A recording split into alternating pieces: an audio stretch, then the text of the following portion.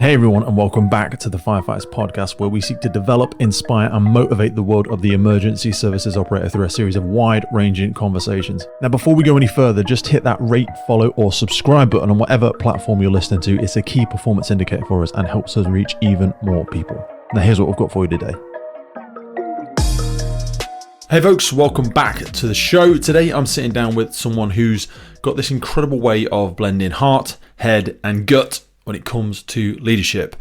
Stuart is the founder and driving force behind ICE, an organisation that has been shaking things up and making a real difference in communities and organisations across the UK since way back in 1999. He's worked with global brands, supporting our local heroes in the NHS and fire and rescue services, including Merseyside, and he's all about building cultures where people thrive, not just survive. Now, this chat is one for anyone who's on a journey to become a better leader. And let's be honest, that really should be all of us. Stuart and I dive into everything from emotional intelligence to gut instinct to shepherding metaphors. Yes, that's true. And why understanding the people around you, their quirks, their strengths, their energy is absolutely key to leading well. We talk about big stuff, resiliency, vulnerability, why toxic masculinity needs to get in the bin, and how leadership isn't about being perfect. It's about being present, authentic, and willing to grow. You'll hear some hopefully powerful frameworks for tough conversations, the role of faith, yes, faith and hope, and why sometimes saying less and listening more is where the magic happens. If you've ever struggled with self-doubt, tricky team dynamics, being heard in a situation, or even getting people to want to hear you, want to listen to you, want to follow you, or you just wondered how to lead in this wild hybrid world that we're now living in, this episode is definitely for you. Stuart brings so much wisdom, clarity, and realness to the table. He reminds us that leadership isn't just about what we do, it's about who we are becoming. So grab your brew, hit play on your commute, and let's get into this one. Oh, as a final piece before you go, at the end of the episode, you'll hear us reference the ability to come and join us for some leadership development. Now, we're still putting that together because I am busy as a blue-ass fly, as I know Stuart is, but if you want to come and do it with us, drop into the notes, have a look there, you'll see Stu's email address, ping an interest over there, and then we'll start throwing something together. And hopefully, I'll see you at a leadership retreat really soon. Right, let's get in there. Thanks for coming back to the podcast, and I will see you on the other side.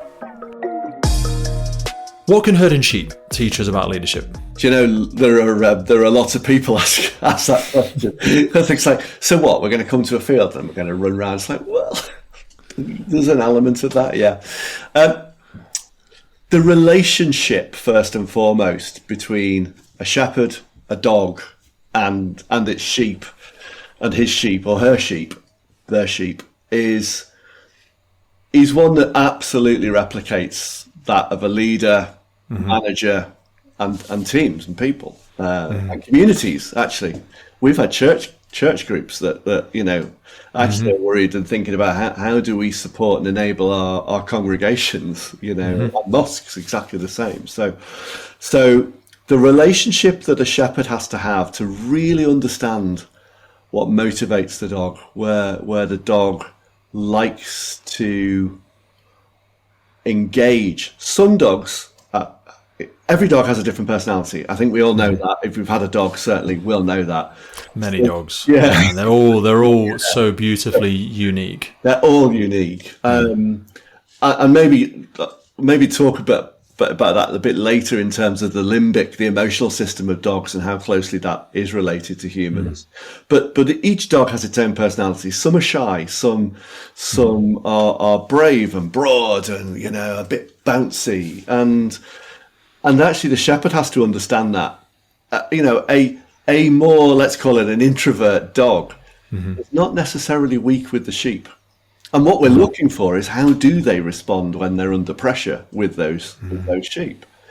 Because, you know, particularly certain times of the year, lambing, you know, for instance, are now we call them ewes up here, not we call them yows up here. Sorry, not ewes. Okay. So I'll probably there you go. I put it the wrong way around. But we're good at that. As a townie, I arrived saying, "So that's a ewe," and they laughed. And they went, "No, lad, it's a yow."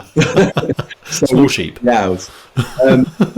When yows have lambs, they'll at the very least stamp. They'll hold ground and they literally will stamp at a dog.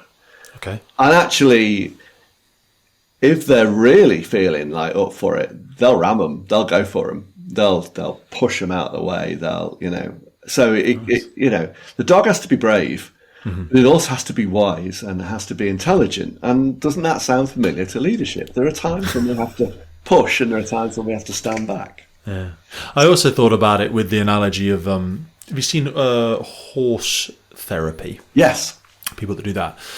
I've had 3 horses in the past as well as the dogs that we spoke about before we started recording. And there is a great lesson to be had there. I know some people think it's a bit woo-woo, but there's a lot of great educational facilities that utilise animals for things like this, because horse won't come anywhere near you unless you're comfortable in yourself. Yeah. Because they feel it. And the same as when you sit atop a horse, your energy just permeates into it. And I always say to people, like, either be with a horse or be at least a few meters away from it. Because if you're kind of at arm's length, that's where it will snap and kick you. Because it doesn't know what you're doing. No. I don't know what you want. Are you safe? Are you not safe? You're being weird. Yeah. We both know you're being weird. And there's this unspoken element to it. Like, be with me, be engaged, be present, or don't be here at all. Yeah. Because, and only when you can develop that stillness, the animal will approach you. And it is. I've seen some horse therapy sessions, and it's so overwhelming for the participant when the horse will eventually come to them. It can take ages, but they will come to you. Yeah. But it's a weird thing. And I think about that aspect of responsibility of like a large team or something like that, like this foreboding thing that you want it to work with it. You know you're faster, more powerful, more effective together, but you're very scared of it, and they can sense that you are that way, and it's this tidal shift that's going to happen one way or the other. And I suppose as human beings, what we're really good at is the mask. You know, I'm all right. I'm fine. This episode is brought to you in partnership with Godiva Limited. Godiva is one of the world's leading providers of specialist equipment for emergency services market. Renowned for innovation, quality and reliability, Godiva produces a comprehensive range of fire pumps, including vehicle-mounted, portable, and their cutting-edge integrated total water flow control system, SAMFlows. I've been using Godiva my entire career as a reliable pump on the fire ground. It is such a crucial element of a successful firefighting team that you want to empower your crews with the very best, reliable, quality product. Reach out to our partners by checking the notes in the podcast. Now back to the show. And in walks this new chief exec or new chief or new director or new whatever, team leader. And the whole group is trying to weigh up, which is exactly what our sheep are doing when you walk in and the dog, are weighing up. Who is this? How are they going to be? And you're right, they are reading energy. And actually, I think it's easy to say, well, people don't. We do read energy. We've just forgotten how to notice that we're reading people's energy. It's called gut instinct. Say more on that. So I'm in my own therapy, as you hopefully would expect, I suppose. Because how do you support people if you're not in your own journey of growth? Know thyself. You can't pour from an empty cup, can you? No, you can't. So my parents taught me, no, this is the way you think. You think like this. And they really, not intentionally at all, but they came from a generation where this gut thing, this sort of, I've got this funny feeling. Now Simon Sinek talks about, no, there is no gut. We've seen 100% there is. There is, but you've got this gut and this heart and this head thing, and society generally has been getting us to do more and more of this. This is the superpower, but actually, the risk of discounting this, that gut feeling, that energy, that person feels like all right, or that person there's something odd about. That's what the horse is doing. That's what the dogs are doing. They are measuring, reading our energy. It's how they can spot cancers and things like that. That is your brainstem. That's your limbic system that's processing information far too quickly for your prefrontal cortex to actually put it into thought. So it's like screaming through a Rolodex of all of your experiences of all of your life and going, something's not right here. And the brain's going, slow down. What's wrong? I don't know what's wrong. It's just saying, danger. This is bad. Yeah. And you're like, but it doesn't make sense. It's like when we both have children, like when a child comes to you and they're really upset and you say, you shouldn't be upset. Don't be upset. This is ridiculous. It doesn't make sense. It's not logical. Don't tell me I'm not. My feeling is real. It's as real as this table. Yeah. So help me understand it by all means. Yeah. But similar to your gut, just suppressing or ignoring that is difficult. But help us balance that. What's the percentage, if I had to push you into a corner, about embracing that emotional side to our own authentic leadership? Because we can't be holding hands, singing "Kumbaya," crying every Monday morning at 9 a.m. in the meeting, because we're not going to get anything done.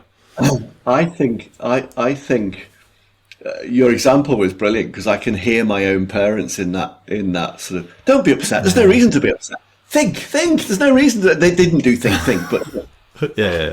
And I am an emotional beast, right? I get that, and my work is definitely about, what is my emotion saying to me? What is it trying to tell me? I'm not sure I would allocate a percentage, but to say that the more present as leaders we can be, the more useful your emotions will become, and less, as you say, either kumbaya or screaming abdabs, because that's where we go, isn't it, when we think emotions? But actually, somebody smiles at you, you have an emotional reaction, and it's basically dopamine. Mirror neuron kicks in. Yeah. So for me, I think it's just be more in your awareness of your whole self, of your emotion, your thinking, your rational limbic, and your memory brain, because there's this bit at the back, isn't there, that remembers stuff and recalls it, which again works slightly faster. Well, if my memory serves me right, the limbic is the fastest. The parietal back here is 4 times slower, and this is 20 times slower. And of course, the bit when we do say drink too much and we wonder why our children have gone astray, they're not normally like that, and they've had some alcohol. Leaders are the same. We go out on socials and we're always saying as leaders, don't, just because it turns this bit of the brain off. It's the safety valve, the safety valve. The filter. Don't do it. Did you ever read a book called Switch? I think it's called. Yes. Yeah. And it talks about the elephant and the rider. Yeah. Perfect. I love that analogy. For people that are unfamiliar, I'll fumble my way through and you'll clarify for me. But it was effectively around the rider is our logical brain. Yeah. We need to go left soon because the turning's coming up the fork in the road. We need to go left because the elephant can't see it, but down there on the right's a cliff. We need to go left. So I'm just going to pull really hard left. And I'm going to keep pulling left, and I'm going to kick, and I'm going to do all the procedural steps to go left. But the elephant is the emotion. Right. You can kick and scream and bash and pull and everything you wish. But if you don't get...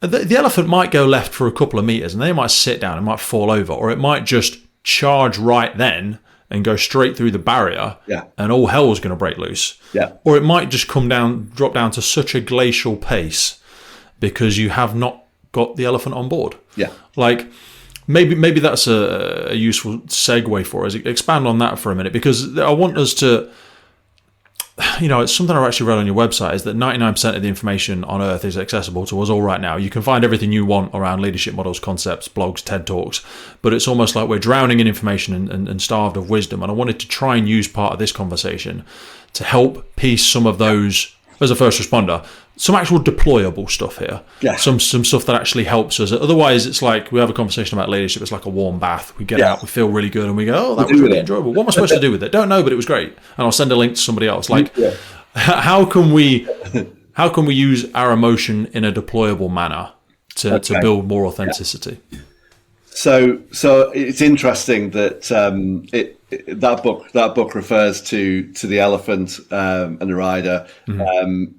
Steve Peters in the chimp paradox refers to the chimp, and the fact that you cannot control. So I think the first point is, don't expect to control your emotional self.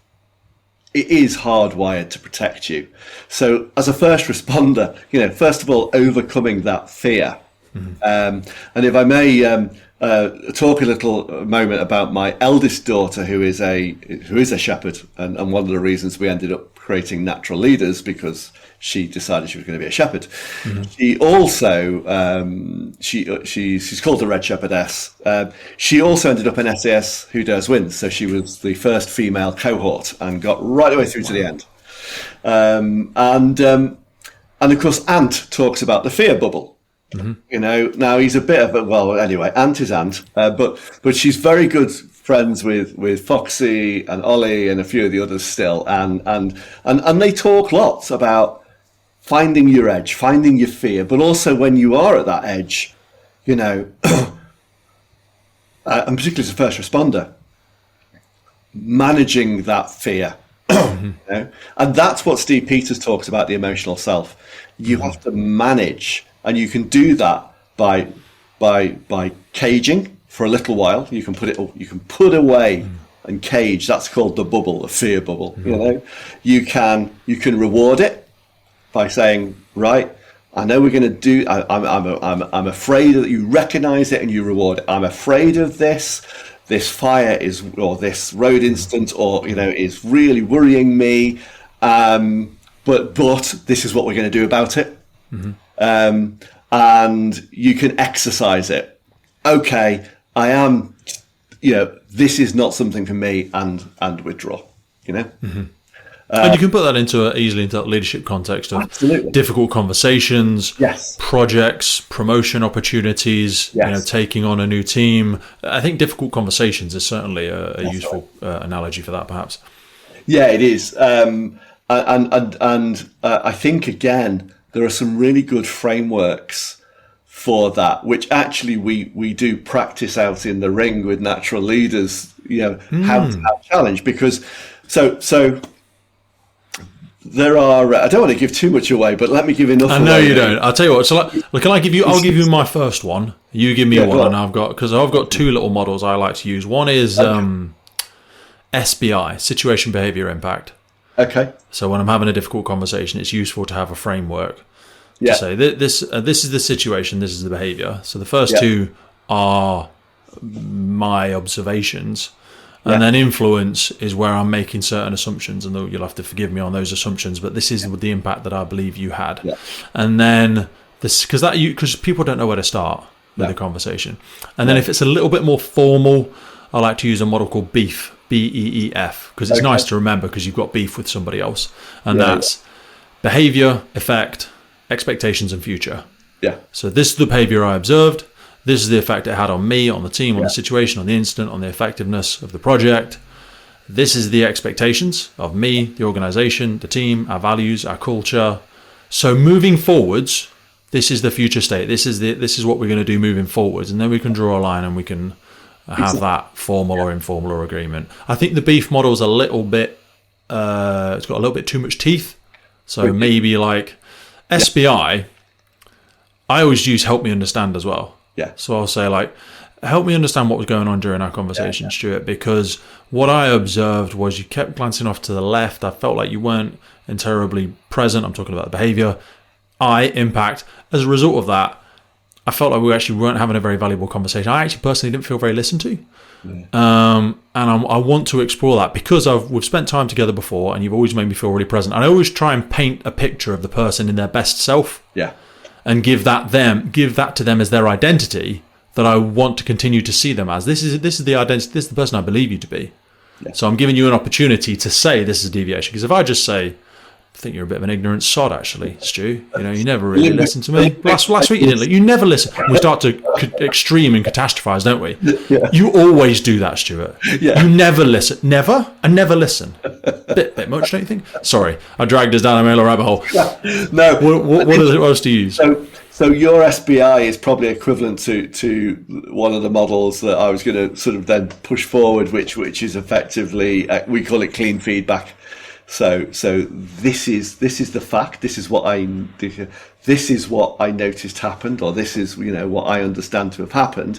This is the impact it has, and this is how it made me feel, or this is so again very similar.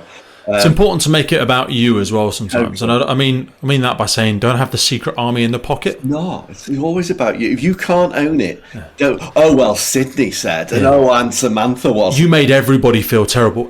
You're speaking on behalf of everybody, are you? Everybody. That's called power.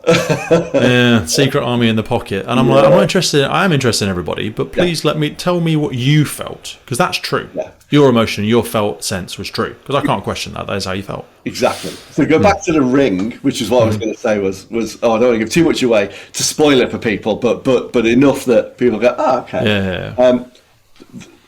Managing, I was going to say controlling, but managing a working sheepdog requires some very simple commands. Okay, they basically start with an outrun. Okay, when you've watched One Man and His Dog, you'll see them right around the edge of the field. Now we don't do that. The outrun is in the middle of a ring, so we call it the circle of truth, because that's what happens. Truth comes out when people are in the ring. Stuff just flows beautifully. So the dog goes out, and it goes come by or away. So come by is to the dog's right or clockwise, and we always picture it as a clock. So as a shepherd, you're in the middle. As a shepherd, you're at 6. The sheep are in the middle, and the dog is at 12. But the clock moves with you wherever you go round. Okay. So you're always at 6. You don't move to 8 on that. And 6 moves around with you, and the dog wants to balance you. That's the point, right? The dog is your manager. Is trying to balance the workforce, and so you have come by, away. You have lie down. Now, lie down is the stop. So border collies are never taught to sit. They're only ever taught to lie down. Oh, wow. And they're never taught come back. They're only ever taught that'll do. So the that'll do is the callback. So that's it, right? Come by, away, lie down, that'll do. Now there's a fifth one, which is walk up. And as a Scouser and a Liverpool fan, sorry for anyone that isn't, I always want to go walk on, not walk up. Yeah. The dog looks at me like, what? But anyway, so that's five simple commands, and you can drive sheep hundreds of meters anywhere you want them. That's the idea. So the challenging conversations often comes because we're often not very good at projecting our engaged authority, and so we revert to power types, either either being parental or sometimes being childlike, thinking about transactional analysis here as a model, whereas we want to stay adult to adult. The dog works best in adult to adult mode. So you send out the dog, and it doesn't quite go the way you want to, and now the dog's moving faster, and now the sheep are moving faster. So now you go moving faster, either in your voice and it's like, and you're screaming, "Come by, come by!" And actually, we've said to you at the start, it's a real joyful bit, "come by" in a way. So sing it like, "Come by, are we?" And you can use any accent. I just happen to have used a Cumbrian accent because that's how I was taught. And it works with Scouts as well, definitely, because we've had Mercy Fire up and Phil was definitely very Scouse. But it's how much that says about the effect you have on the people around you, isn't it? Yeah. Because they mirror us. They mirror us, and the dogs are now, so we teach people to stop, and I think challenging conversations are actually one of the most valuable things you can do. Alongside that, a useful model and being appreciative and owning your own. This is how I've experienced it. This isn't the truth. This is just how I've experienced it. This is my reality. I recognise it's not yours. Is actually the stop, the lie down, and the number of times people will be going, lie down, oh, lie down, would you lie down, and actually getting people to a point where, as leaders in the ring, they can go, lie down. Lie down. And the dog to actually go, oh, okay, you mean it. They're thinking they're breaking rapport, and actually what they're doing is they're building rapport. And I think when we do that in those challenging conversations, we build rapport. This episode of the podcast is brought to you by Gore-Tex Professional Fabrics. Now, we all know the working environment of a firefighter is filled with challenges. We face serious risks on the job, such as heat exhaustion, burns, physical and mental stress, and we frequently come into contact with high levels of toxic chemicals. Now, I've been wearing Gore-Tex for nearly 2 decades on the front line, working in hostile environments, tackling challenging incidents from firefighting to water incidents and in urban search and rescue environments. Gore-Tex have a well-earned reputation for protecting professionals in the fire and emergency services through their family of highly innovative, waterproof, breathable moisture barriers that exceeds global performance standards and are trusted worldwide. Gore-Tex, going further together. I think of myself as a dog sometimes. Yeah. So I've always said to people that manage me, a few have led me, but most manage me. I respond very well to strong leadership. Yeah. A bit like I've had Staffordshire Bull Terriers before. We just spoke about my German Shepherd. Strong dogs. Yeah. Strong characters. They would like to know who is in charge. Yeah. And if it's not, and I don't mean beating your dog or beating your team or shouting at them or anything like that, but having command presence is a weird one because again, there's a weird thing with command presence. It belongs on the incident ground, just to drag us into a first responder context. Yeah. But there's certain behaviours. You don't have to be command presence and authoritative to always demonstrate that you're, in my personal opinion, you'll hopefully calibrate me in a minute. But the point I'm making is, if my German Shepherd doesn't know who's in charge, then I tell you what, he's in charge. Yeah. Because somebody needs to be. Yeah. Because he, similar to me, and similar to all of us, we're pack animals. Yeah.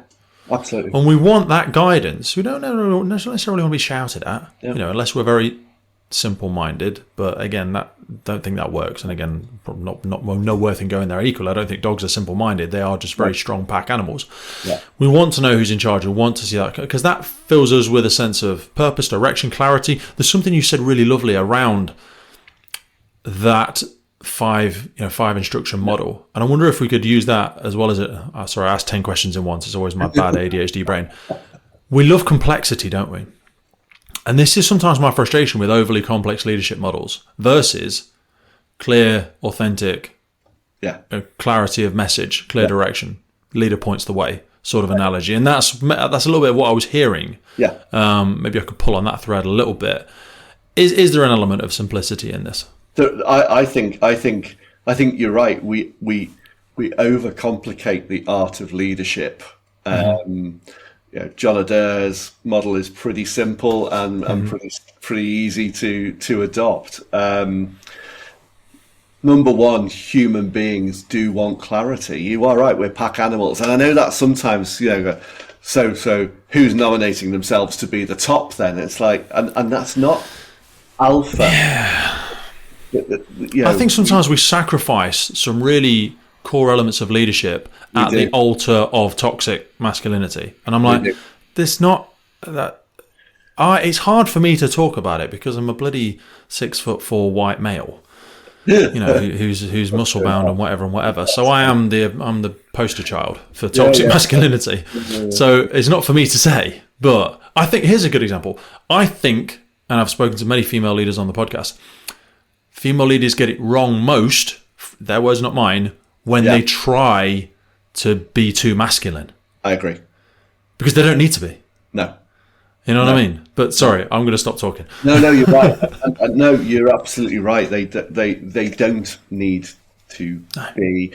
We both say as men, and actually our board is one male and 4 female. So strong balance.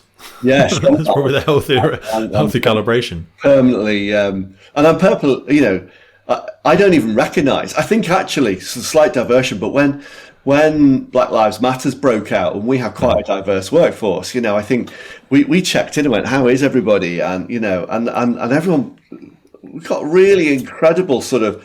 We're never made to feel any. Nobody here is made to feel any different in terms of their size, the colour of their skin, their gender, etc., etc. It's not etc., etc.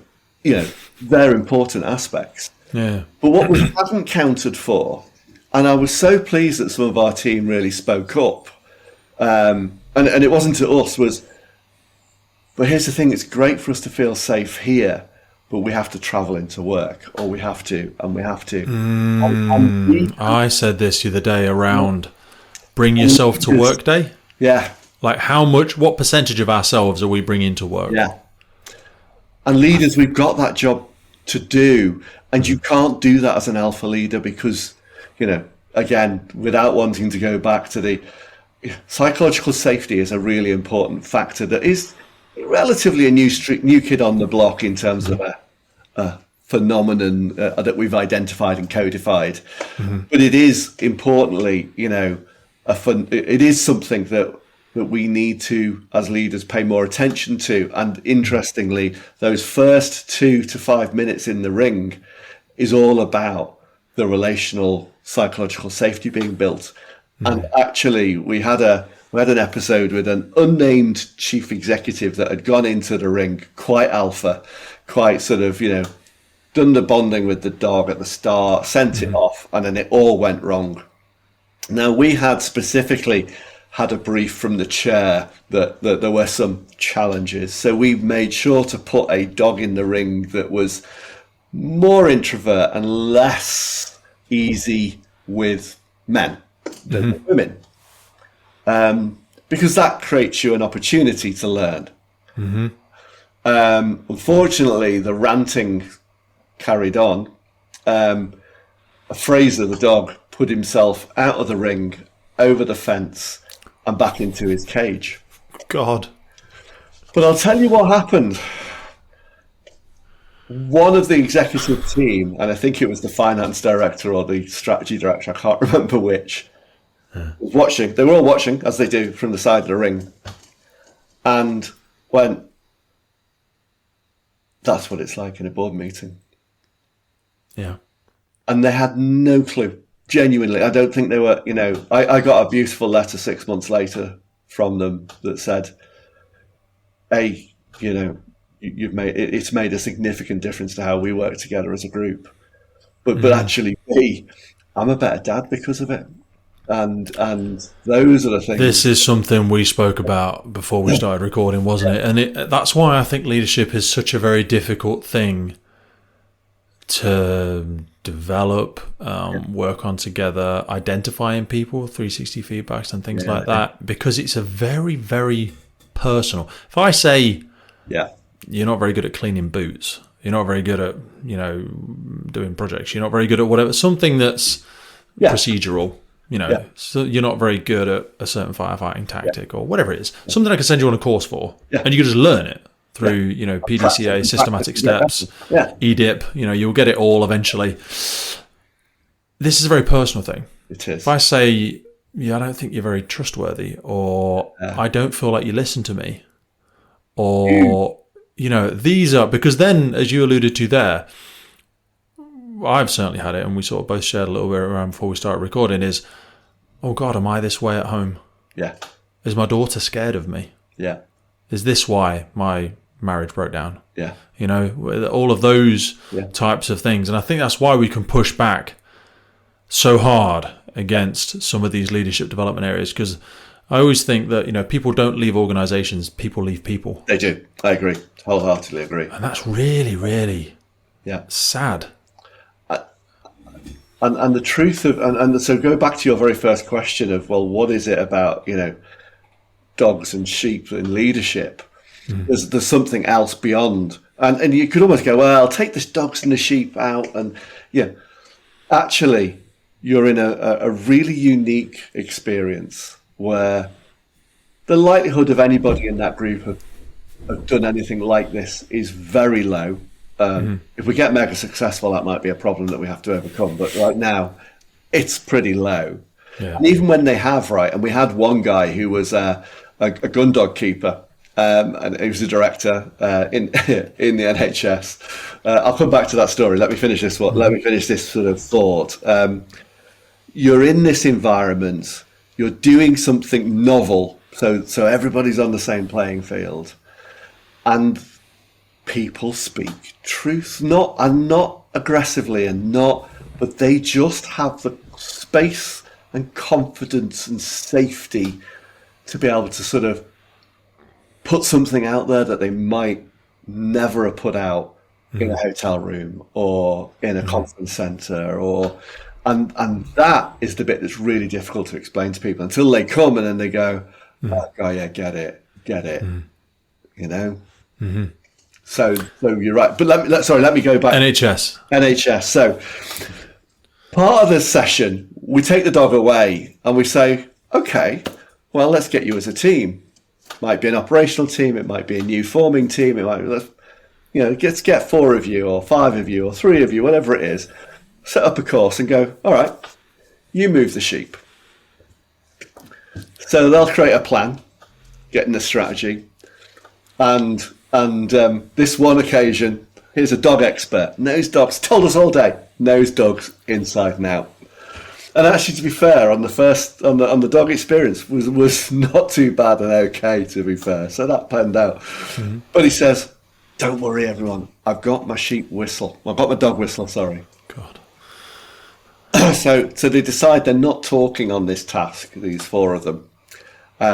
But he's going to whistle them to get their attention for where he wants them to be. Well, it collapsed in a heap. It collapsed. It was brilliant. It wasn't brilliant for them, but it was brilliant for us watching. Yeah. and it was brilliant for their teams, the other teams watching. Because that's the competitive element we bring in. Who can do it under time? What time can you do it in? Any faults, etc. So we score it a little bit like one man and his dog. Or, love that. And walking off the field, and I'm sure I've got a video of this, not for sharing, but I'm sure I've got a video of this. The 3 of them are like, he's walking in front, frustrated because it didn't work, and the sheep went everywhere, and they didn't get them through the gates and the hurdles, and they didn't pen them. And they were literally swearing at him. If he blows that whistle's going to go somewhere. and so, the stuff that just falls out about command and control versus good communication. I'll be honest, in that task, and if any of your listeners decide they want to come up, no, 100%. We'll talk about that and what we might be able to do to help. I desperately want to visit this. I wanted to. There's a welcome mat open there and ready. I wanted to transition for a second because it's something that I picked up on the website around, and it's something we spoke about. You have not young children anymore, but you have children and grandchildren. Yeah. So you will, and you've been doing this for a very long time, you'll have seen how leadership has perhaps evolved as the world has changed as well. I wanted to ask you around some of, we talk about John C. Maxwell and some of the other John Adair's and elements that you've spoken about.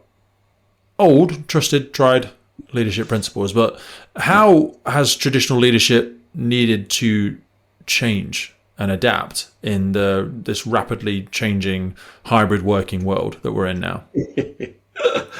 It's still experimenting, I think. I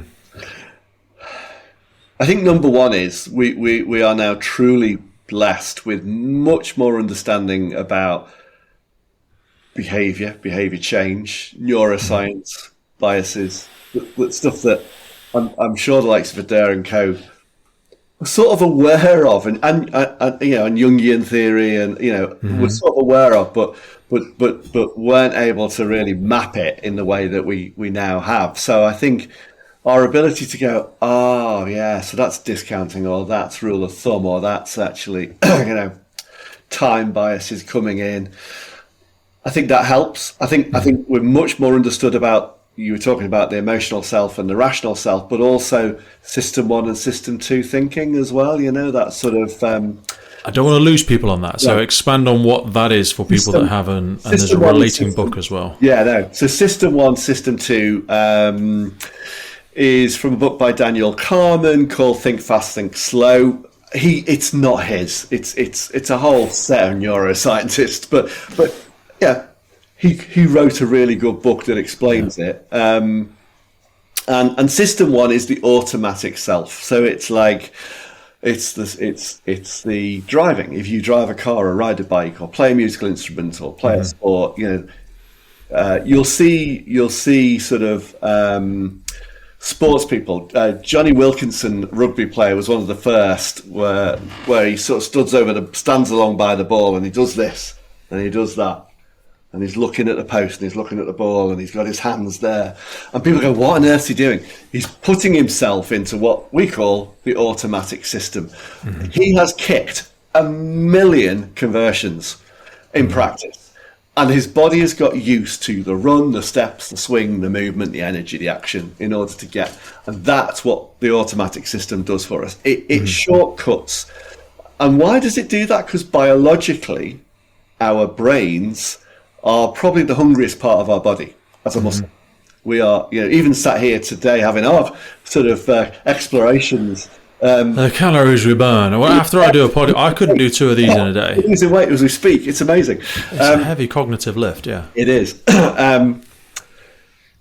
So our brains are absolutely wired to get as fast as it can to a decision, and that's system 1. So that is, when you've driven somewhere and you go, can't remember the route I took, that's system 1.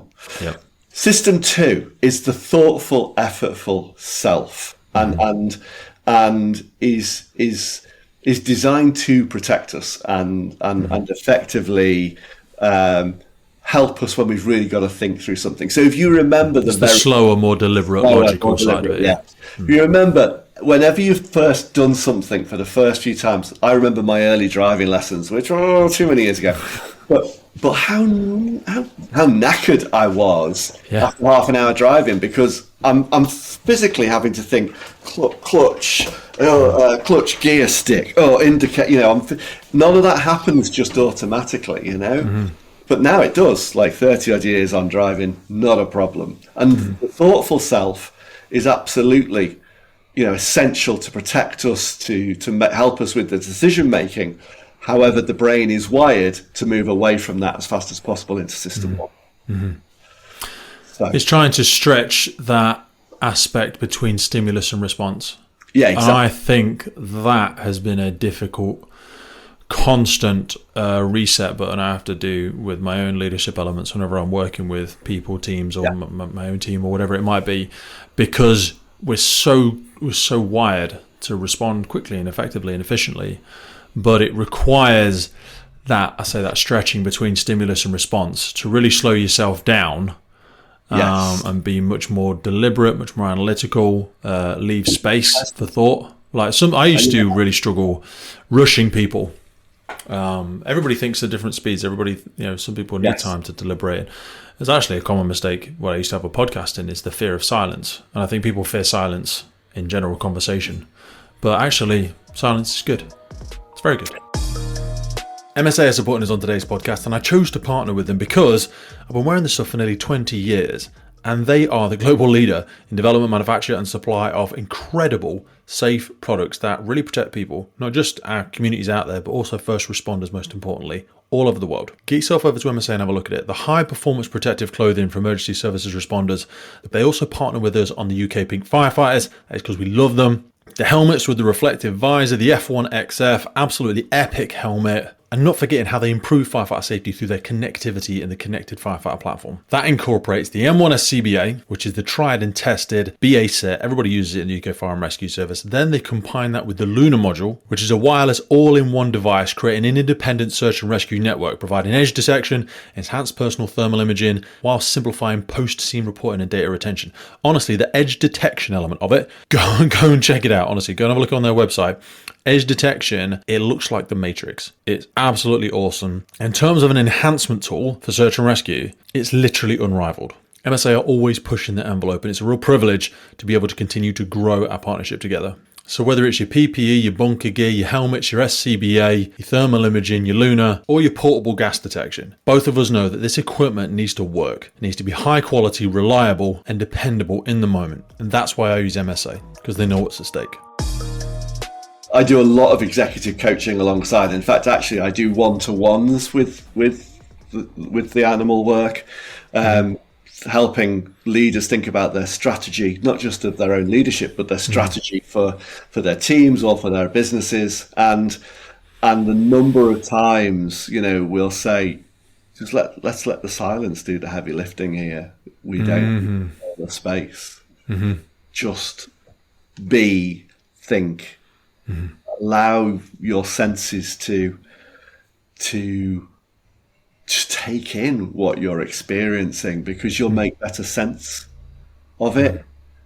We do a session within Natural Leaders on the 5 levels of listening, because the dog will require you to listen to the very deepest point of watching the body movements, watching the non-verbal cues. Trust me, that might help me. Help take me there for a minute. Because honestly, total transparency, a lot of this podcast is a selfish university. They're effectively public coaching sessions that I do with people a lot of the time. And you know what? Actually, I know we spoke about podcasting before we came on. So before you take me on to the 5 levels of listening, I think becoming a better conversational partner, which I don't pretend to be, but it's something I really aspire to, because I think we're secretly all walking the world craving to be listened to. I think we have a lot of shallow conversation these days. And I think because as we become more and more technological as well, we're craving connection. I actually think it's why podcasts have become a lot more popular, because I think people are craving their ability to listen in on an authentic conversation, because nobody ever talks to me like that. No one even listens to me at work. No. Do you know what I mean? So that selfish segue aside, take me, just flirt with me for a second on the different levels of listening, because I'm very personally interested in this. Okay, so no aid memoir at the moment. So let me try and get to the 5, and you go, well, you should know these. I'm really auditory, so the listener will be forgiven. They couldn't stand up and give a talk on it either.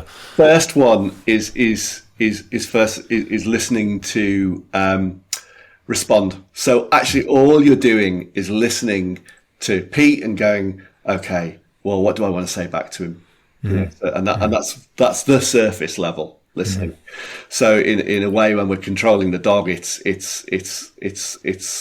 paying no attention to the dog and just thinking, I want the sheep over there, so I'm gonna just waiting for my turn to speak. I'm not really even listening to you. I'm just ready to bark my next point at you. Exactly.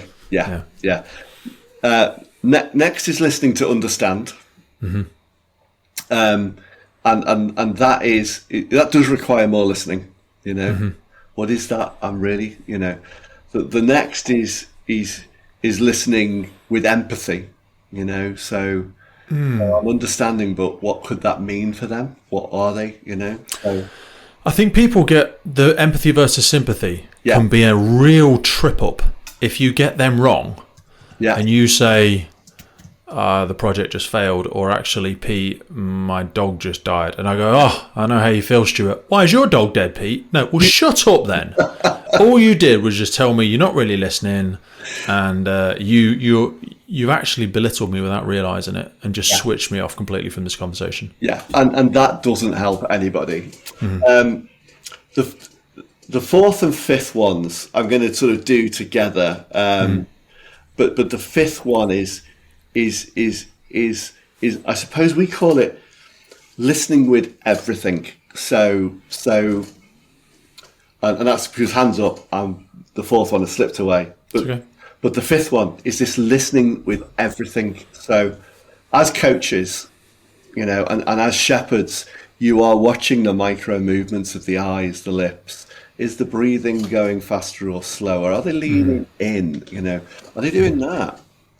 So you're going to go, is there anything else you want to add? And then now I'm getting into body language, and there's loads to talk about. But that's where the levels progress. Like I often do it, and I think to myself, what would 60% look like? What would 80% look like? Me and my partner actually do this. So there's a few things because I think a lot of this is useful not only for your teams, but also for all of your relationships in general in your life. Like me and my partner regularly say to each other, like, what would 90% look like now? Like, what if you were 90% present with me right now?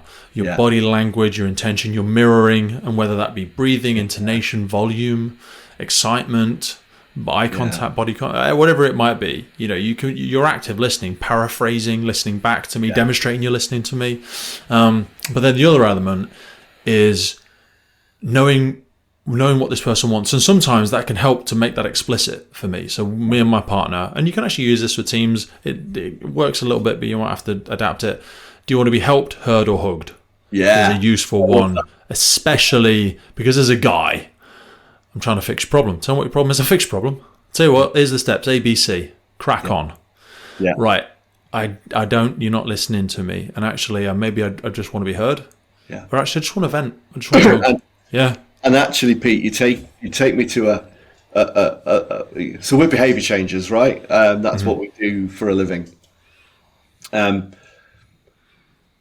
It's very easy to get entrapped into a fixer mentality. We can fix that. We can fix them. We can sort them out. And actually, there is only one person, as a leader, as a manager, as a team member, but particularly as leaders, there's only one person that can fix themselves, and that's them. And our job is to enable, and that takes me to the point of, do we as leaders empower our teams? I don't think we should even be. I mean, do you know what? These remarkable people have learnt to talk, learnt to walk, passed exams, got professional jobs, but don't worry, because we're going to empower them. I actually think we're all born with all of the empowerment we need. I think as leaders, our job is to get some crap out of the way, barriers. Yeah. If you want to call that disempowerment, you can say, well, what's the difference between, removing disempowerment and empowering? Well, removing disempowerment leaves people enabled. And actually, that means they have the psychological ownership. That, as leaders, is essential. Two things I want to pick up on there. One, which is a build for me, and actually, it's something I disagree with, because I was looking at a bunch of stuff that I spoke about leadership before we came on today, and John C. Maxwell, was reading an old quote from him, which was, a leader is the one who knows the way, goes the way, and shows the way. Now, it's a nice little thing for him to say during speeches. I actually disagree with that, because I don't think the best leaders always need to know the way. No, they don't. Because I could be chief fire officer, I could be a CEO of an organisation, and I, as part of my senior executive team, there's a lead of finance there, there's a lead for assets, recruitment, HR, procurement, whatever. Yeah. I don't know what they know. No. I don't even know the sector. No. I'm a leader. Yeah. I should be there to remove and that's another one as well, which is effectiveness through subtraction versus addition. I think this is a leadership thing that a lot of people get wrong, and myself included. Yeah. I mean, I look at all of the stuff that we do with the podcast sometimes, and I go, why is this taking so goddamn long? Why is there so many goddamn steps? Well, because every time we get a new software, we get a new thing. I was talking to you about Riverside that we're recording on today. Yeah. New system. Any leader can come up with something new. I think it takes true leadership to stop doing something old. Yes. And then discounting that, because those sometimes they unbundle they take away from the bottleneck. They unclog the system. Yeah. Do you know what I mean? So that helping the team through subtraction versus addition, rather than going, right, guys, I know you're really busy, but here's the new leadership thing that we just picked up from our recent leadership getaway, and we're all going to do this now. Wicked. What are we going to stop doing to make room for this? Yeah. Thursday afternoon meditations. No. You're going to keep doing all the other stuff as well. You're right. Just do this on top. You're right. Organizations love just layering up and not actually clearing out. And you're right. Leaders don't have to know everything. In fact, actually, I think for me, the best leaders I've worked with and worked under have been the ones who going, this is what I know. What do you know? And how do we? And that, in a way, is where we move away.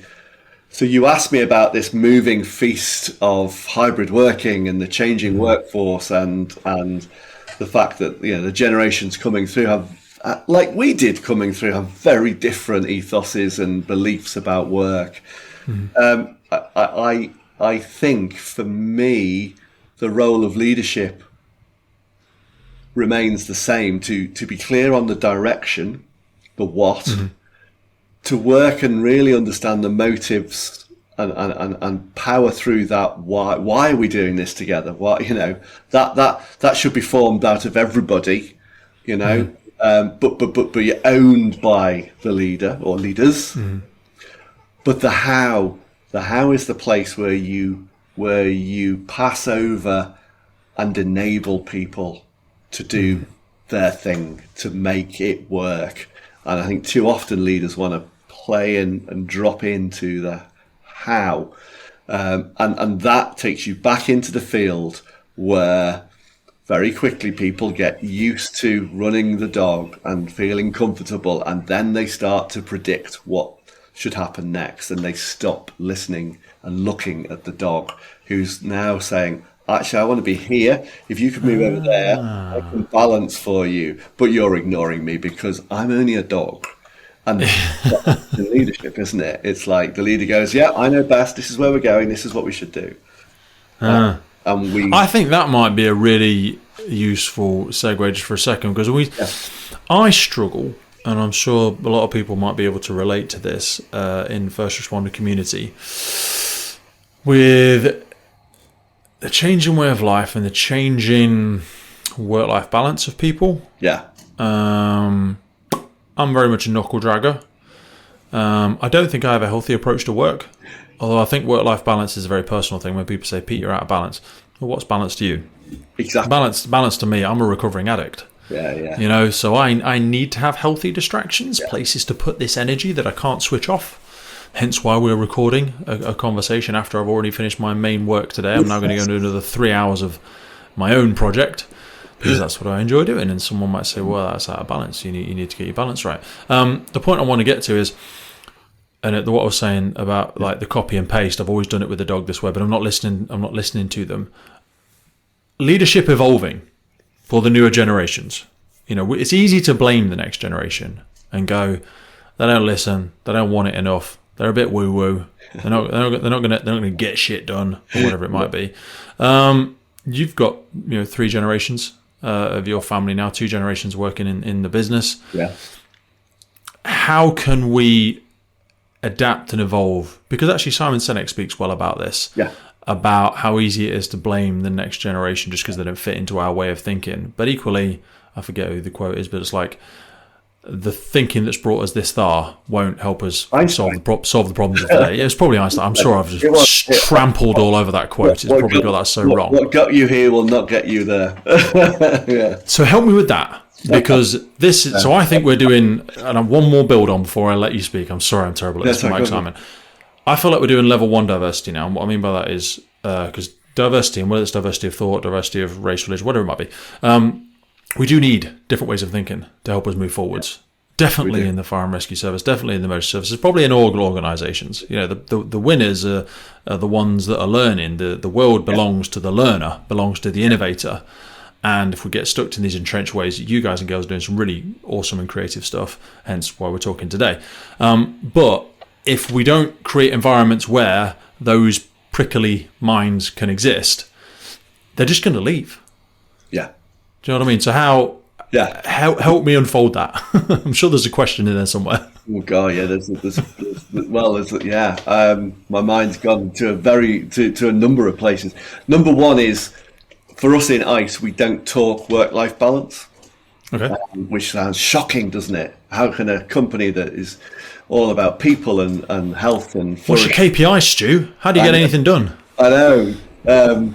We talk about life balance, exactly as you say, because what is out of balance for me might be in balance for you, and actually we need to trust your intent, and I need to trust my intent, and we do that by relationship. So that's number one.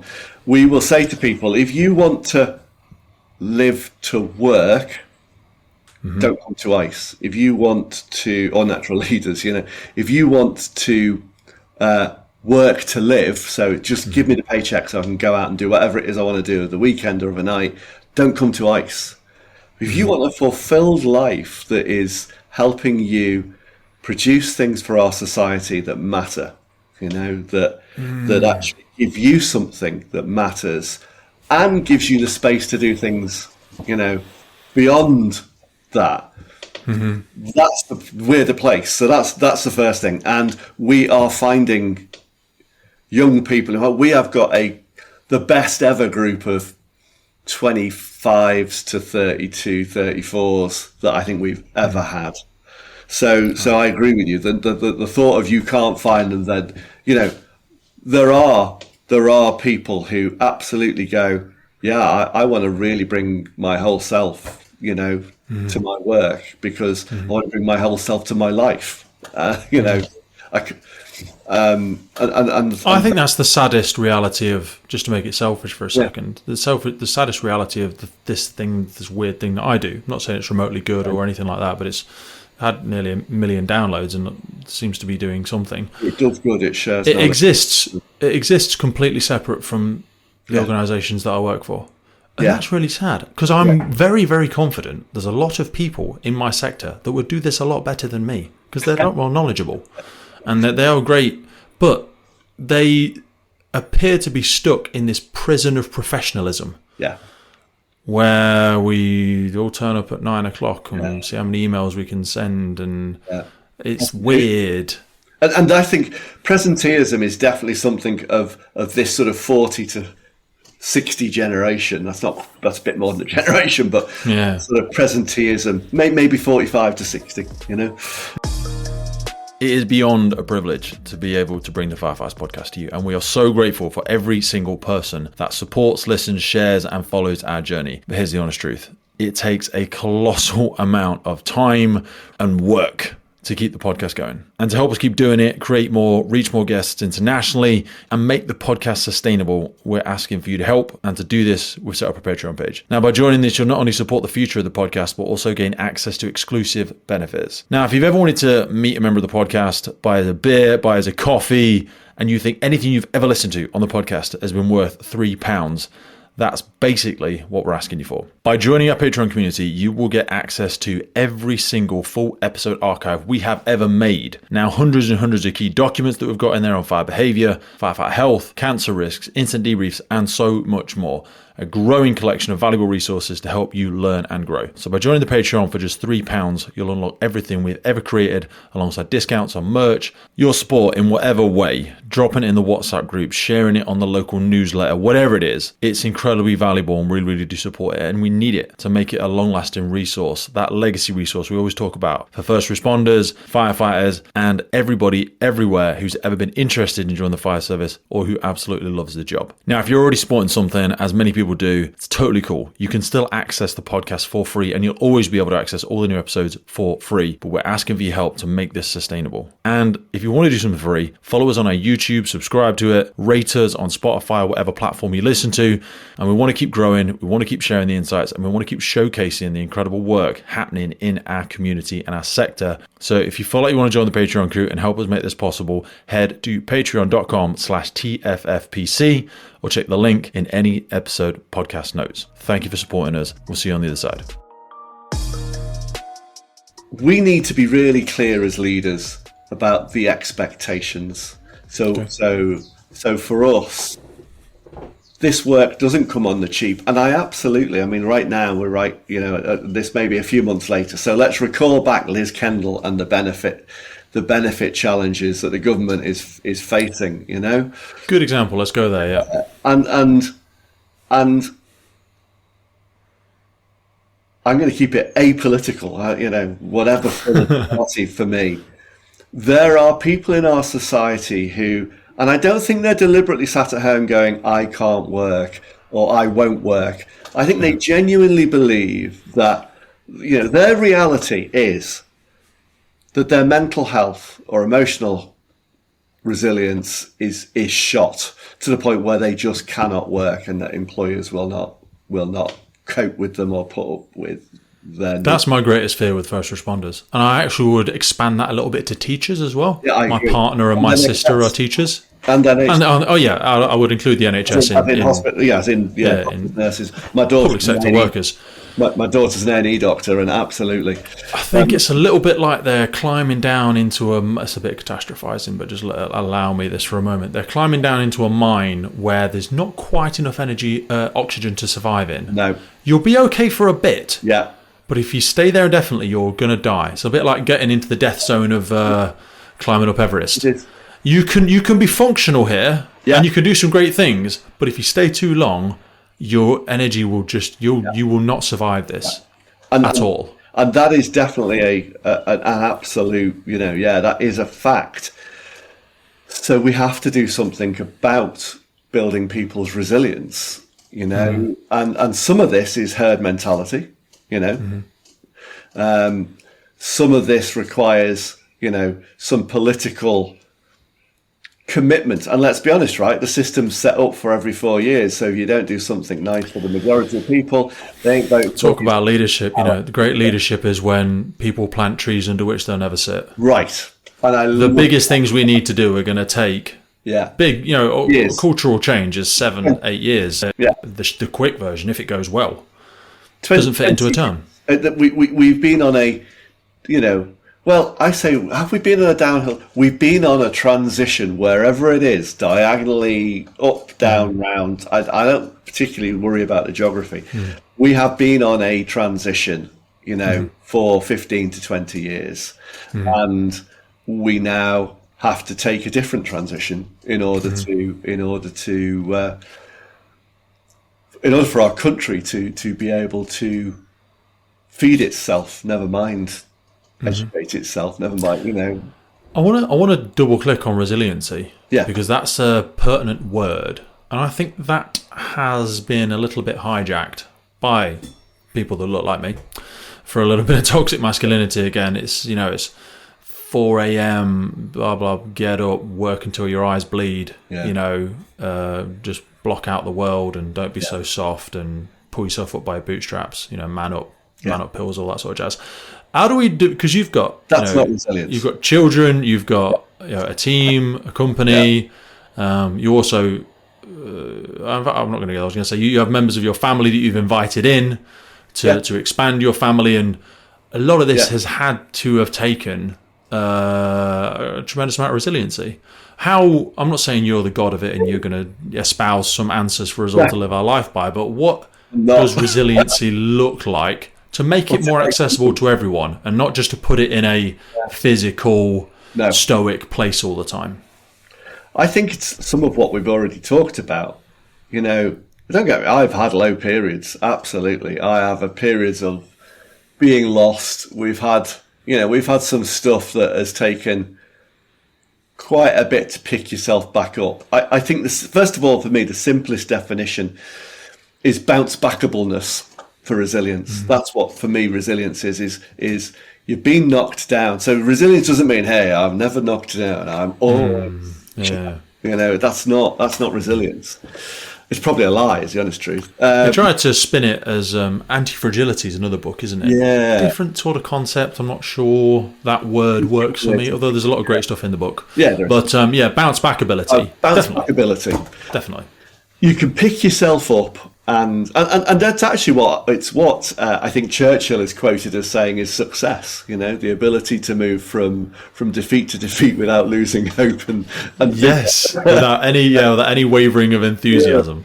And I think I've been, so for me personally, I'm very grateful to whomever, the universe, God, my parents, me, people around me, that I'm imbued with a huge amount of passion, things that I love doing, and I just, and that's the emotional part as well. So, but I think that is equally, like, I'm an optimist. I'm very passionate about things, but that includes lows all the time. I would never pretend to say I've ever struggled with depression, but I get very, very sad. Yeah, I cried last night with my missus on the sofa about something that's going on with my family. And that may be something that can be a segue for us to quickly step back into the leadership element as well, because don't just keep showing up saying there's no weeds, there's no weeds, there's no weeds. Everything's great, guys. Ready? Let's high five. Hands in. 3, 2, 1. Team on 3. Well, hang on a minute. We're screaming past the budget, and so says they're going to leave. Yeah. No, team on 3. Ready? Yeah. Oh, there's nothing wrong with going. Whether that's you saying, guys, I messed that up. Yeah.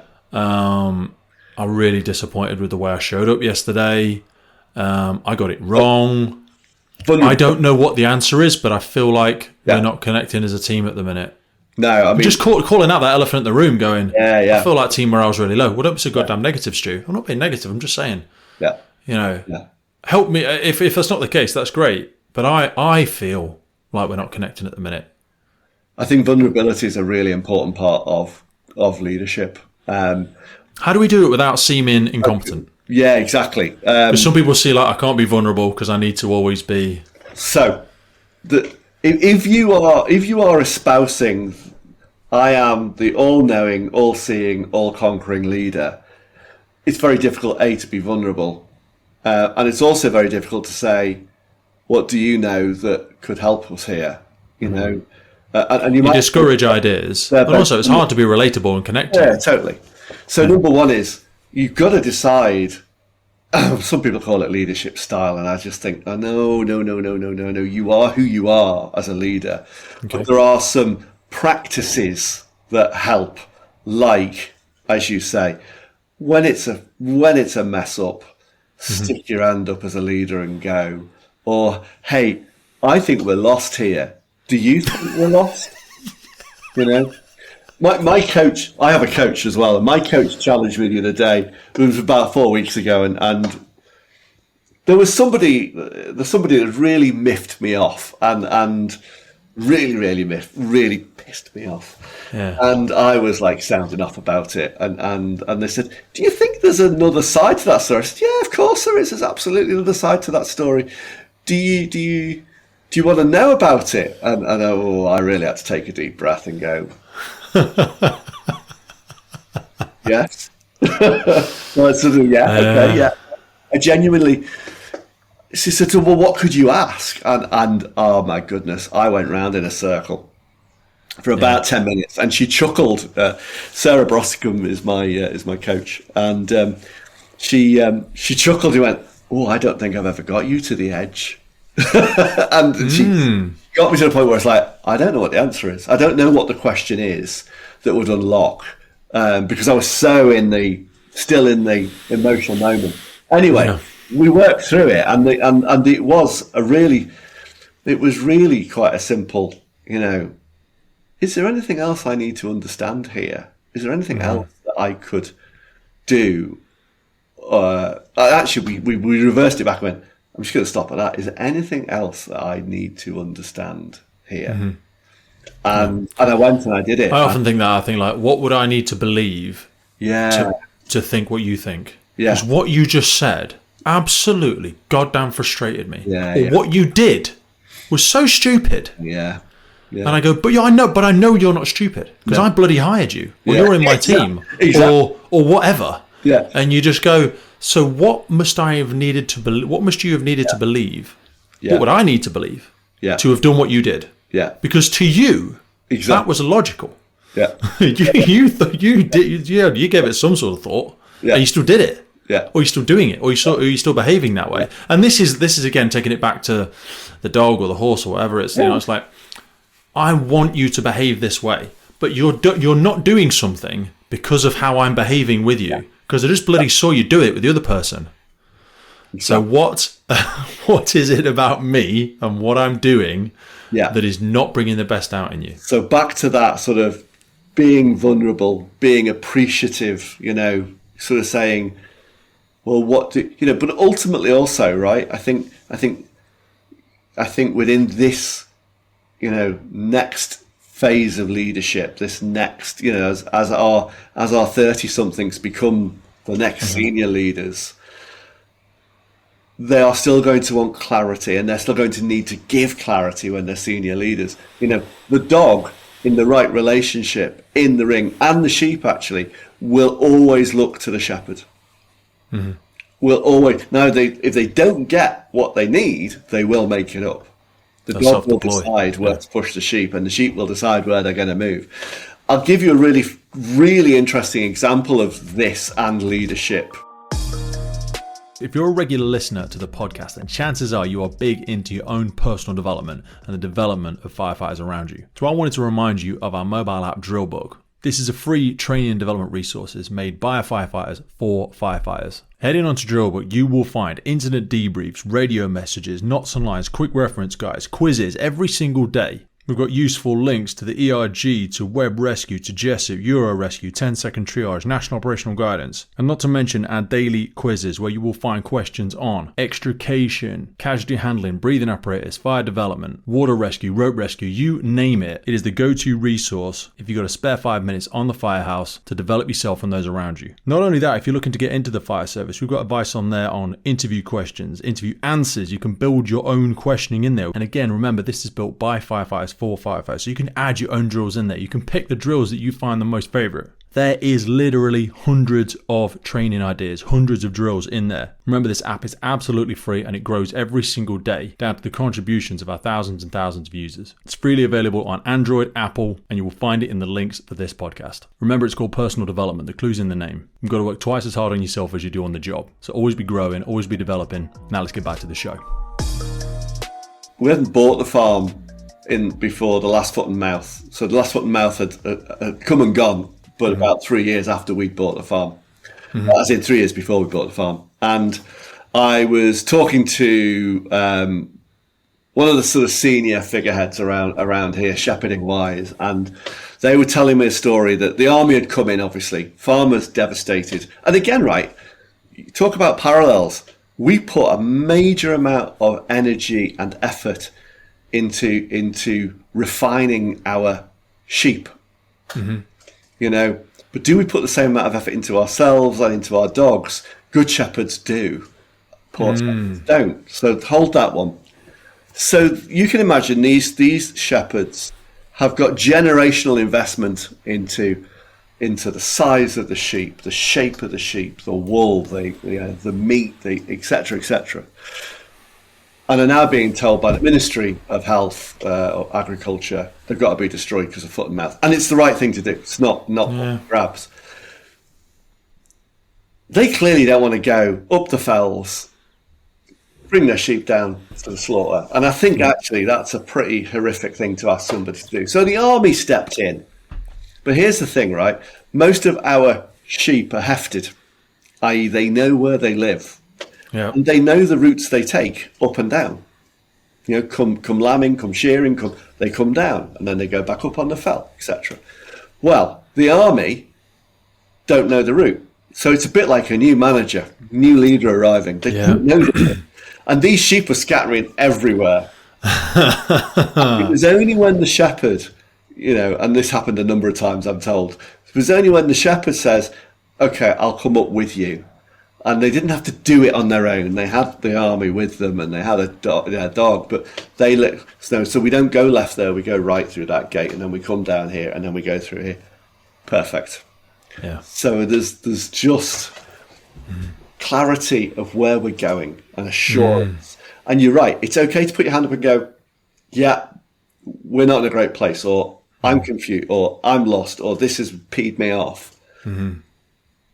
But you have to bring two things, I think, to that: the clarity of the final decisions of where we're going to go next, what we're going to do next. But before that, the reassurance that whilst you may not have the answers, you'll work diligently with those people to work it out, and you have confidence that they can, because that's anchoring them, isn't it? In terms of behavioural science, that's anchoring them to, I have the faith and belief and confidence that we together will succeed.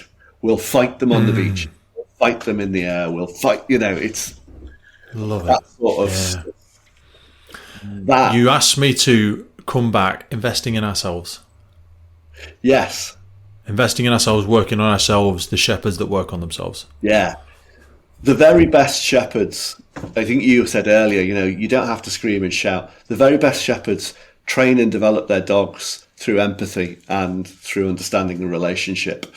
And they work on themselves because they catch themselves when they're about to become emotionally reactive to the dog that for the 15th time has tried to push their sheep through the gate when you wanted them to lie down.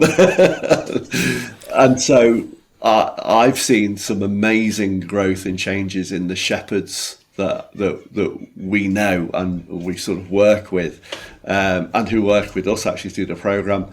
Actually, they learn through the program just as much as I think our delegates do about leading. But they work on themselves. They understand.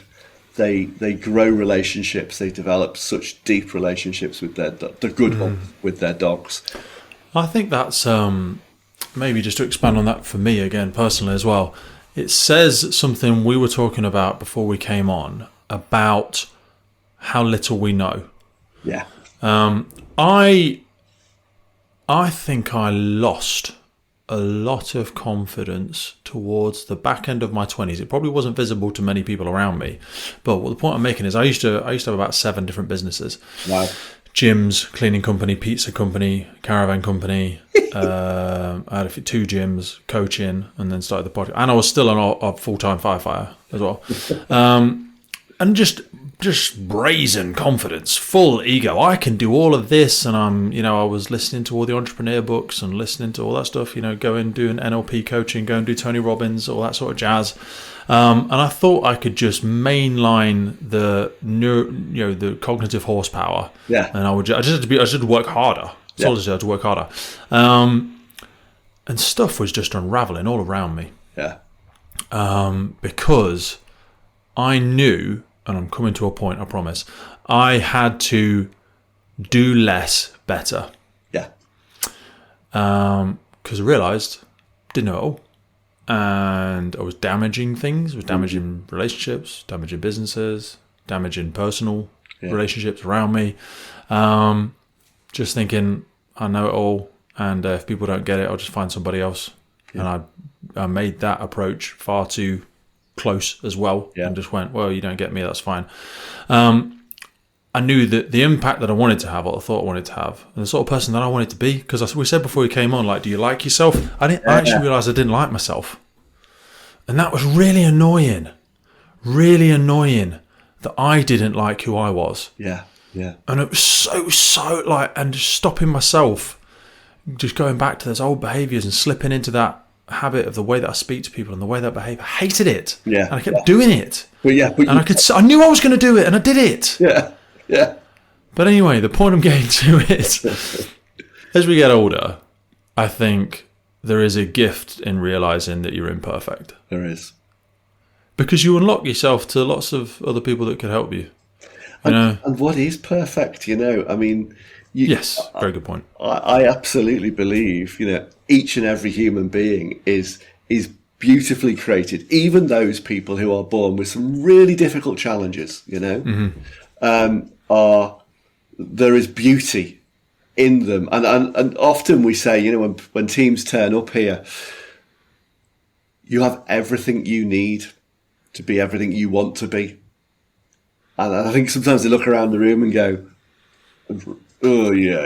And it's like, well, that's a great analogy for it, because that says to that natural leadership, because we say nature's beautiful and nature's perfect, but it's imperfect. No leaf's the same, blah, blah, blah. No leader's the same. So don't try and do the cookie cutter leaders, because Stu, Pete, Sarah, Jan, you are exactly what you need to be. And for a certain team, for a certain person, you are perfection. Yeah. Going back to an earlier point that you made, you've just triggered me a thought that a lot of the challenges we face when we get a team up here is that, particularly say they're an executive team, and we get quite a few executive teams. So you've got your FD, your chief exec, you might have your HR director, your strategy director. There'll be a whole group, 8 people, whatever. And you've got a project improve X fire and rescue, Mm-hmm. Yep. And you've got your objectives. And just for authenticity for people, you have worked with a number of fire and rescue services we have, across the UK and NHS teams. Yeah, we have. This is not just you making claims. We're not going to go into the details of any personal ones, but I've spoken with a few of them. Yeah. No, we have worked with a few. Yeah, and very. Oh God, there's a right mix of emotions. There's this pride, privilege, tradition, connection, tradition. Just amazing. I love working with fire and rescue services, and what a journey that you're on, as a profession. So we're wrestling through it. Exactly. God, are we? Exactly. So you've got this group in the room, right? And they've got these problems, challenges, objectives, whatever you want to call them. And it's like, all right, so we need we need to think about our people, and we need to think about our finances. And immediately the project is split up so that the HR director gets the people, the finance gets the finance. But actually, we then wonder why these programs don't really take off, because actually this is a group of people who also wear a different set of skills. The skills of maybe change making, the skills of strategy, the skills of implementation, the skills of optimization, the skills of just rallying people and actually... Mate, I think the greatest leader in the organisation that I work for is the manager, and I'm happy... No, I won't say his name because people might know where that is. But anyway, he is the manager of health and safety in my organisation, and he is the best. And he knows a lot about health and safety. Doesn't know much about the fire service, but he knows a lot because he's been working there now. But as a person and a leader, a communicator, his soft skill... Yeah. For me, maybe just for me, maybe that some people don't get on with it, but he is so good. Right. Yeah. So good. Just enabling people, and yeah, he's just so good. Sorry I interrupted you, but I think he would be a great mentor for lots of firefighters. Yeah. Lots of operational, because they go, we didn't know anything about it. It's not about it. It's about him as a leader. But sorry, he's great. You're right. No, so for me, right, the point is, whilst we have these functional responsibilities as teams, particularly executive and senior teams, we need to, as leaders, know that we also have these other sort of soft, and they're not really soft skills, they're operational skills. Who comes up with the ideas? Right, okay, there's two of you, right. So put them at the start of the program. Who then discerns those ideas into that could work, that won't? Then put them in that part of the work. And then and rather than go, oh no, that's people, so that's the HR director. You will watch projects just fly. And so, of course, we practice some of that in the ring. We'll do some insights.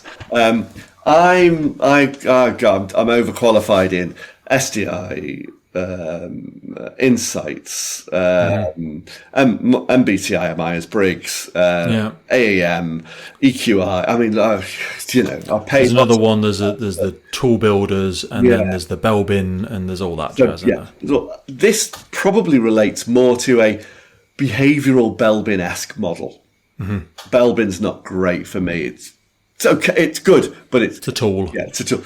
But a lot of these tools, they take you what we would call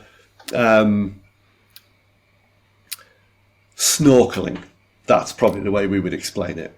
Okay. Very surface. I know a fire service and a few police services that have run Insights. I'm not criticising Insights. It's a great tool, for what it does. But actually, it doesn't go, so which bits are you losing energy with, which bits, and how do you adjust that, and what are you going to do with that? And so we need to give people some insights that actually they go, do you know what?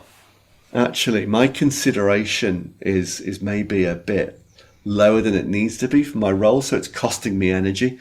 Consideration is the altruism piece. So if you're low considerate, you might be experienced as more selfish, more dependent. If you're high, you might be considered more altruistic, thoughtful, and etc. Now, I've worked with a couple of amazing, really successful chief execs who are low consideration. But the switch of being able to say to them, and practice it out here in the ring with the dog, when it's not listening, and go, so what's going on for you in this consideration? How you feeling like it's just not compliant? Like it's not just you getting really nipped off with it, And they go, and oh my god, that happened to me last week when I was in the board meeting, and the flipping finance director did the same thing again. But now they can name it, and they can go, I'm prepared to give it this much energy. So the emotion and rational brain is, we've got to think about teams in that way, not just in titles of roles. And that, again, for us, is where natural leaders offers you a flat playing field. To reimagine you as a team. and how you function together. Mate, I absolutely love that. I'm desperate to come and spend some time with you. You've been very kind to offer me 2 occasions, I think, that just clashed with diaries, but I really would love to come and spend time with you.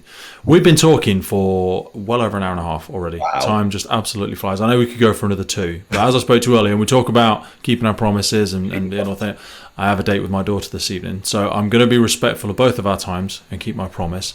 But I'd love to do a follow-up conversation with you at some point. I know it's taken, total transparency again, so it's taken us 3 occasions to plan this, I think. All my fault. The universe has said it should be today. That's all I need. That's it. You know, I always say to people, no doesn't, and this is leisure, no doesn't mean no forever, it just means no right now. Okay? So don't go, oh yeah, no, I took that idea to Stu 6 months ago and he said, ram it. No, okay, well, that's A, that's not what he said. And B, and this is what I feel for leaders, everyone's got a great idea, but there's only so much in the budget. Yeah, exactly. So I'm going to have to say no to some fantastic, right, accurate, detailed, researched ideas. But anyway, I'm dragging us down into another rabbit hole. Right. I would. Is there anything we would love to leave the listener with? We're going to put references. We're going to put links for people that want to go on. So if you look below this, everybody, you'll see a link to icecreates.com, and you will also see a link to Natural Leaders, which is some of the element that it's an offshoot, effectively, of IceCreates. So we're right in saying it's an offshoot. It's a specialist element. Yeah, specialist. Yeah. And there's a vast majority of things that people can draw from that. What's the best way for people to contact you or the team? My email is really simple. It's Stuart, Stuart, at icecreates with an S, so ICECREATES.com. Or put that in the notes. Or if you want to put my mobile number on there, you can. That is 07970 226640. I think you're the first guest that's ever read their phone number out, so, so we'll go for that one. We're definitely going to include the email. Don't worry, I was just giving it to you as well, so you know. No. If people want to listen back to it, they can pull the phone number out. I was going to say. Okay, so this is me. I'm change maker, right? So I'm got this idea. Yeah. Why don't we think about putting something on that you and I host, so up here at Natural Leaders, and if any of the listeners want to throw their hat in the ring to come for a day, we will do genuine, proper Natural Leaders play. You can get to experience it. They get some benefit, and we just get to have some fun.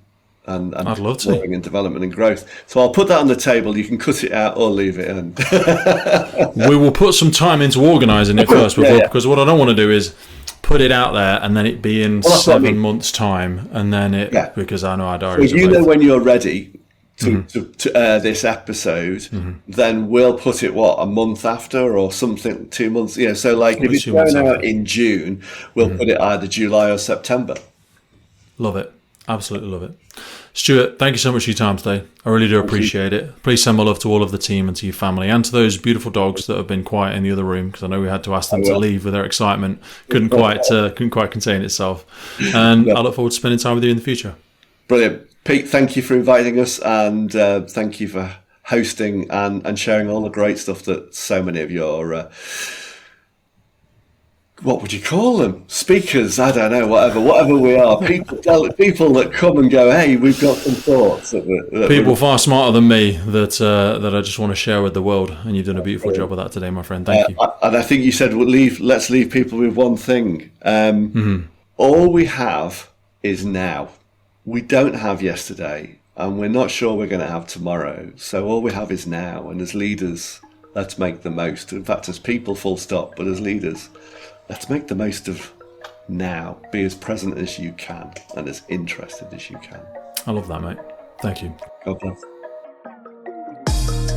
You've been listening to the Firefighters Podcast, and you made it all the way to the end. We created these episodes to educate, develop, inspire, motivate, and hopefully drive positive change in the fire and rescue service and the first responder community all over the world. If you want to help us continue to do that and you're still listening now, please rate or subscribe on whatever platform you're listening to and help us continue to make a positive impact.